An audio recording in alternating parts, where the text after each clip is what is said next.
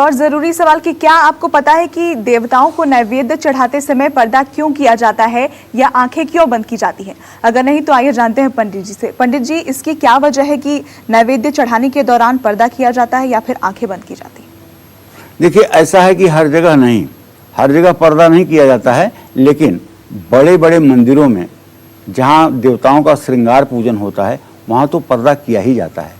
वहाँ तो संपूर्ण पूजा में, संपूर्ण श्रृंगार के समय पर्दा होता है, और वहाँ सिर्फ वही होता है जो पुजारी होता है और जो मुख्य पुजारी होता है।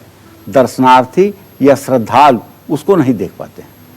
तो कहने का मतलब ये है कि देखिए, जब आप भगवान को नैवेद्य निवेदित कर रहे होते हैं तो पूजा जी, पक्की बात है कि आप चाहेंगे ना कि भगवान इस नैवेद्य को स्वीकार करें।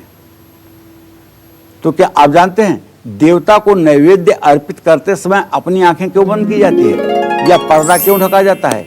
तो अन्न देखने से उसे ग्रहण करने की वासना जागृत होती है। देवता को वासना रहित शुद्ध नैवेद्य अर्पित हो, इसके लिए देवता को नैवेद्य अर्पित करते समय आंखें बंद कर ली जाती हैं या मंदिरों में पर्दा से ढक दिया जाता है। यही बात मैं बताना चाहता था।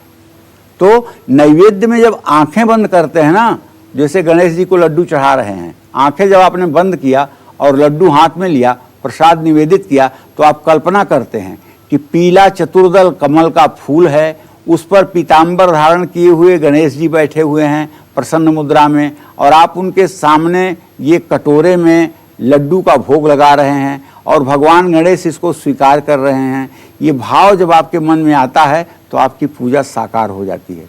ठीक है, तो भगवान को लगाया गया भोग किस दिशा में होना चाहिए, दिशा का बहुत बड़ा महत्व है।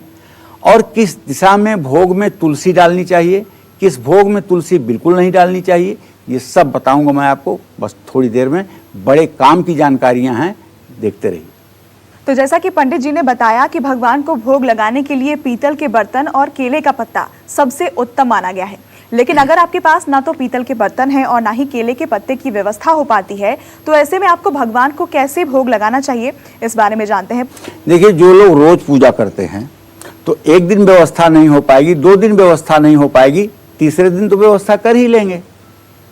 और परिस्थिति कहीं ऐसी अगर है जहां आप गए हैं और आपके पास पात्र की व्यवस्था करने का समय नहीं है, तो वहां तो जैसे मिठाई का भोग लगाना है किसी मंदिर में, आपको वहां पात्र नहीं मिलेगा। मिठाई का जो डिब्बा होगा, चाहे वो कागज का ही होगा, मिठाई का डिब्बा खोल करके और भगवान के सामने पूरा प्रसाद आप निवेदित कर सकते हैं, कोई दोष नहीं होगा।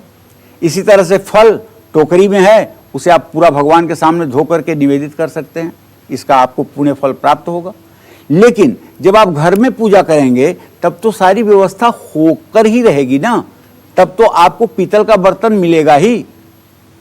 केला हो सकता है कि रोज केले का पत्ता आपको न मिले, लेकिन विशेष उत्सव पर तो केले के पत्ते की व्यवस्था की जा सकती है ना।